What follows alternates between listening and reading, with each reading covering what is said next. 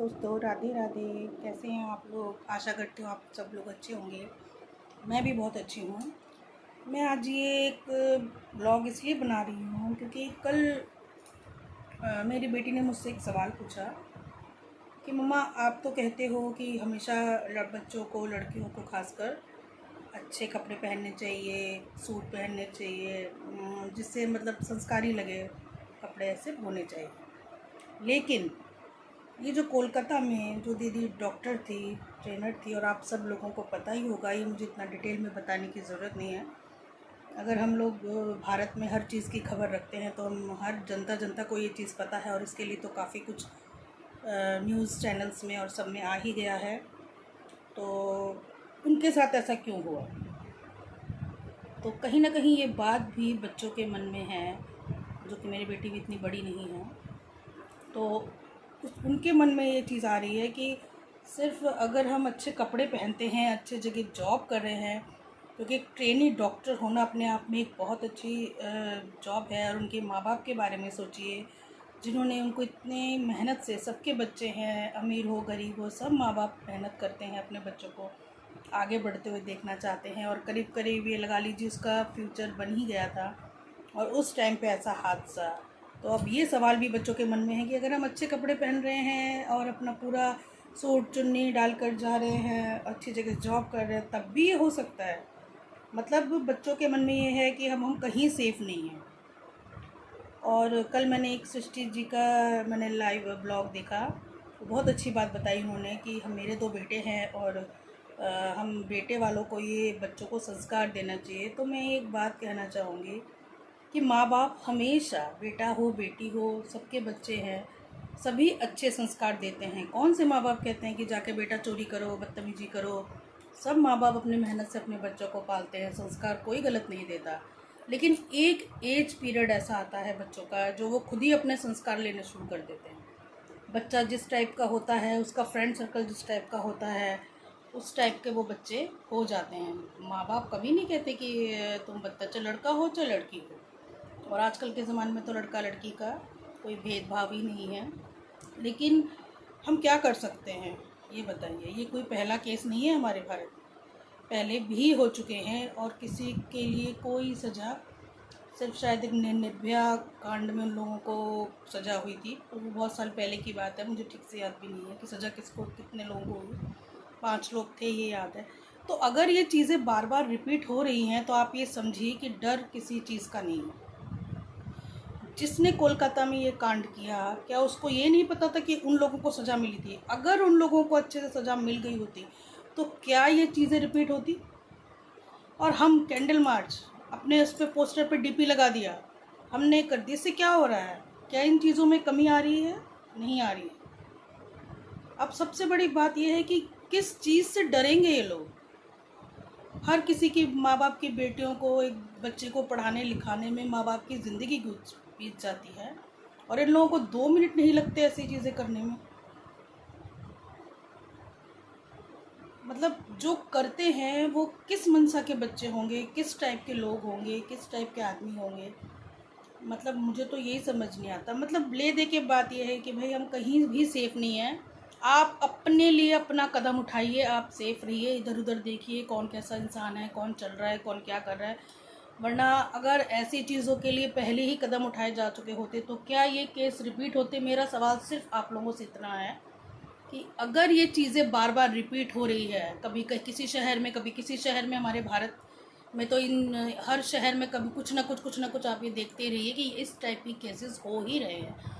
मतलब सीधा साफ सच्ची बात ये है कि किसी को डर नहीं रह गया। अगर पहली ही चीज़ में किसी को खतरनाक सज़ा मिल गई होती या कुछ कदम उठाया गया होता हमारे कानून की तरफ से, तो क्या दोबारा ये चीज़ें रिपीट होती? इसका मतलब डर ही नहीं है किसी को। और ऐसे माँ बाप ज़रूर ऐसे होने चाहिए जिनके बच्चे ये काम करते हैं, उनको थोड़ा सा शायद शय दिया जाता है। मैं ये नहीं कहूँगी कि 90% है, लेकिन ये बड़े बड़े जो लोग होते हैं, बड़े, नहीं बेटा कोई नहीं, हम हैं तुम्हारे पीछे। तो इस टाइप के लोग या इस टाइप के मनसा वाले ये चीज़ें कर सकते हैं, क्योंकि डर नहीं है। डर नहीं है। वो जो अब सॉन्ग आया हुआ है, दबदबा है, दबदबा था, दबदबा रहेगा, ये पूरा अच्छे से हम लोगों के ऊपर सूट होता है। भाई दबदबा ही रह जाएगा, लास्ट में लोग नहीं रहेंगे दुनिया में। कोई अपने बच्चों को निकालने से डरेगा, कोई कुछ करने से डरेगा। तो मतलब क्या हमारा भारत था और क्या हो गया है, मुझे तो ये समझ नहीं आ रहा है। इसलिए फ्रेंड्स, मैंने इस बार ना कोई 15 अगस्त की रील बनाई है। हालांकि मैं बहुत ज़्यादा फेमस नहीं हूँ और शायद मेरा कोई देखता भी होगा कि नहीं देखता होगा, लेकिन मैं अपनी खुशी के लिए बनाती हूँ। मैं यही बता दूँ, मुझे बहुत ज़्यादा फेमस होना भी नहीं है। जितने लोग मुझे पसंद करते हैं मेरे लिए उतना ही काफ़ी है। और मतलब मेरे को तो यही समझ नहीं आ रहा है कि सिर्फ डीपी डालने से, बहुतों ने कहा कि 15 अगस्त की डीपी के लिए झंडा नहीं इस बार ये लगाइए। क्या 15 अगस्त मना रहे हैं हम लोग जब देश में लड़कियों का ये हाल है।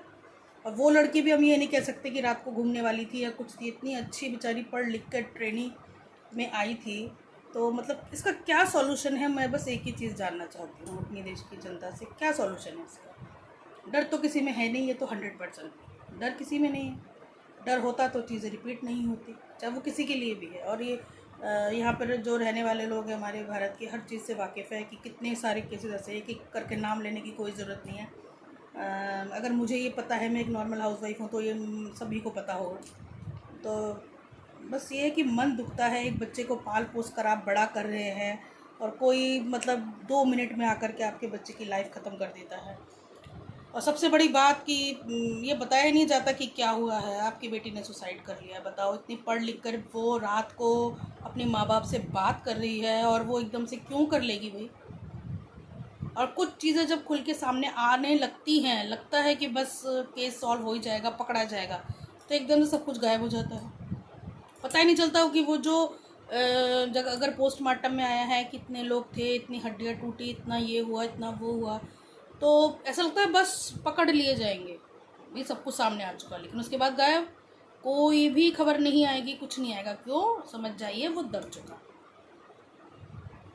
और अगर हम खुद इसका एक्शन ले लें तो हमें तुरंत अंदर डाल दिया जाएगा। हम एक्शन नहीं ले सकते, लेकिन ऐसा काम करने वाले बाहर आराम से घूम सकते हैं।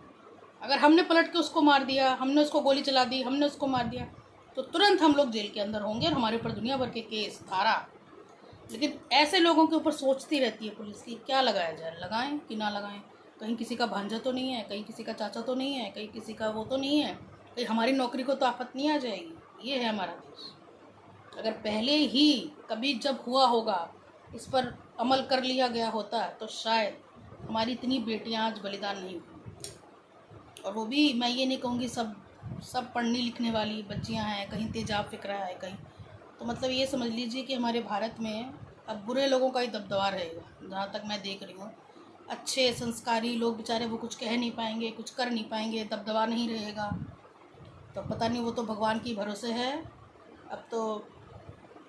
और मैं तो कहूँगी कि कोई भी बेटे की माँ है, बेटी की माँ है, कुछ भी है, सास है, बहू है, उसके पहले एक औरत है। तो क्या इतनी औरतें मिलके भी इस चीज़ को हम नहीं रोक पा रहे हैं? कोई भी कुछ भी करके चला जा रहा है। सबसे पहले हम कुछ भी हैं, बेटी हैं, बहन हैं, माँ हैं, सबसे पहले हम एक औरत हैं। और औरत होकर के भी ये चीज़ अगर आप सोचो भी ना, मैं तो अगर सोच भी रही हूँ ना, हमारे भी बच्चे हैं, हमारे भी बेटे, तो मतलब ऐसा लग रहा है भाई भाड़ में जाए पढ़ाई लिखाई, भाड़ में जाए कैरियर, घर बिठाओ, कम से कम बच्चा तो बचा रहेगा। तो ऐसे देश में जीना भाई हमें तो नहीं सुहारा, लेकिन कुछ कर भी नहीं सकते, कुछ नहीं हो सकता। देखते हैं इनका भी क्या निकलता है। चलिए, त्योहारों का टाइम है, लेकिन त्यौहार मनाने का मन नहीं कर रहा। किसकी बेटी गई है, किसी को उनके घर में सोचिए कैसा हाल हो रहा होगा, केस करेंगे, पैसे लगेंगे, बेटी को पढ़ा लिखा कर लिखाने में पैसे गए, अब केस लड़ने में पैसे जाएंगे। बस नॉर्मल मिडिल क्लास लोगों की ज़िंदगी यही है। अगर भगवान ने कुछ करिश्मा दिखाया तो शायद कुछ हो सकता है, वरना देखिए अब इसका भी क्या हो सकता है। चलिए ठीक है, खुश रहिए, मस्त रहिए। राखी भी आ रही है, तो अपने अपने घरों में सब खुश रहिए, मस्त रहिए। हाँ, अपने बच्चों का ध्यान रखिए, जितना हो सके बच्चों को समझा के रखिए। बाकी तो जो किस्मत में लिखा है उसको हम नहीं बदल सकते। राधे राधे।